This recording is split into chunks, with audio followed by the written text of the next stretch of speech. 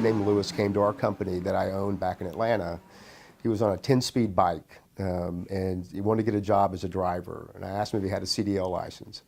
And he said no. I said, when you get a CDL license, you can come back and we'll give you a job. About 6 months later, he comes back with a CDL license and wanted to drive a truck. And he drove his 10-speed back and forth about 50 miles every day for a year, and he was never late. And he drove a roll-off truck for us. And then we sold our company to Waste Management in 2002, and he went to go work for Waste Management in the acquisition. And a couple years later, I got a call. There was a fatality, and it was Lewis. Lewis drives the roll-off truck down Plant Atkins Road, and a car had swerved, and he made a quick turn to the right and a quick turn to the left, and he lost control of his vehicle, and he flipped the vehicle on the passenger side, and he skid right into a guardrail on a bridge. He wasn't wearing his seatbelt. He fell to the passenger side on the floorboard, and the guardrail that he ran into hit him. In Cobb County, where there's a fatality, the last person to show up is the coroner. So they had a white sheet over that part of the cab. Lewis was killed instantly, and the sheet was covered red from his blood. And the only part of the vehicle that wasn't damaged was the driver's seat and the post behind him, and the sheet metal behind his seat for about 2 feet, and the driver window and door. And had he been wearing his seatbelt, he'd have survived. And so David Holt and myself went to go see Lewis's wife that night and their kids and let them know that their father had been killed in an accident. And we were there to help, and how sorry we were, but he didn't have to die. Had he been wearing his seatbelt, it'd have been a rough ride, flipping the vehicle over on the passenger side and skidding into a guardrail, but he'd be alive today if it wasn't for that. Just been wearing his seatbelt, he'd be alive. Waste Management's policy on seatbelt usage is that you use the seatbelt every time the vehicle's in motion. And we do this because seatbelts save lives. To me, if your butt's in that seat, the belt should be on. If you sit in that truck and the first thing you do is put your seatbelt on every time, your memory is going to be to where that's what you do every time. There are two types of drivers, those that don't care, think they won't get caught.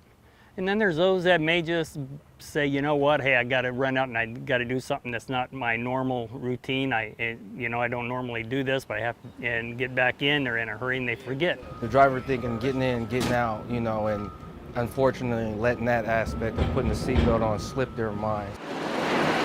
We've had people actually get caught by saying, oh, I forgot, slam on the brake, set off the camera while they're trying to put the seatbelt on. So there's two types of drivers, and then the worst kind, of course, are the ones that just don't care. If you ask one of our employees if they would allow one of their family members to ride as an occupant in their vehicle without wearing a seatbelt, the answer is usually no, right? I don't know anyone who's going to put their 2-year-old toddler behind them and not fasten that seatbelt of the car seat. That's the first thing that they're going to do, is protect their child.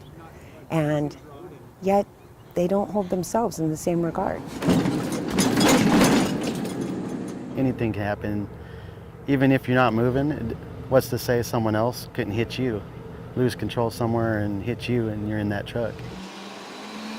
When that garbage truck is traveling down the road, whether it be 5 miles per hour or 25 miles per hour, when you're involved in an accident, that vehicle is going to stop. You don't have your seatbelt on, you are not going to stop. That's physics. You are not one with the vehicle, even though it feels like you're moving with the vehicle. Without that seatbelt attached to you, the physics are clear. You're going to move forward until another object stops you.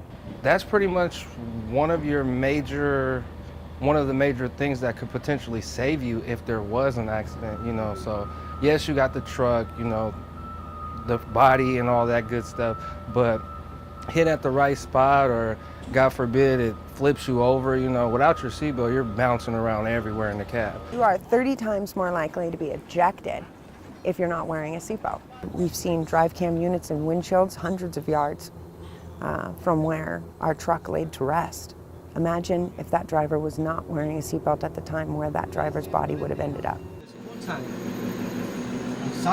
Your job depends on you wearing that seatbelt. If the job means something to you, you have a family to support, you have to wear that seatbelt. You can talk also about the safety, and you guys do a great job of that. We've seen a lot of videos, we see a lot of things about it, and if nothing else hits home, if that doesn't hit home, I hope you realize your job, if it's important to you, you have to have it on. Your family is depending on you to get home safely each and every night.